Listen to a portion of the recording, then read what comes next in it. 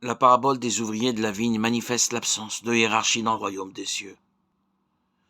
Nous voyons dans les différents ouvriers les générations de l'Ancien Testament jusqu'au dernier actuel qui, ensemble, sont appelés à la vie éternelle. Les justes venus au monde au début comme Abel et Noé ont été pour ainsi dire appelés à la première heure, et ils obtiendront le bonheur de la résurrection en même temps que nous.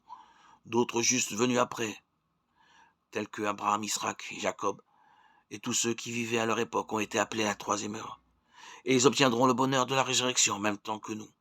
Il en ira de même pour ces autres justes, Moïse, Aaron, et tous ceux qui ont été appelés avec eux à la sixième heure. Puis les suivants, les saints prophètes appelés à la neuvième heure, goûteront le même bonheur que nous. À la fin du monde, les chrétiens qui sont comme appelés à la 11e heure recevront avec eux le bonheur de la résurrection. Tous le recevront ensemble. Voyez pourtant combien de temps les premiers attendront avant d'y parvenir. Ainsi, ils obtiendront ce bonheur après une longue période, et nous, après peu de temps. Bien que nous devions le recevoir avec les autres, on peut dire que nous serons les premiers, puisque notre récompense ne se fera pas attendre.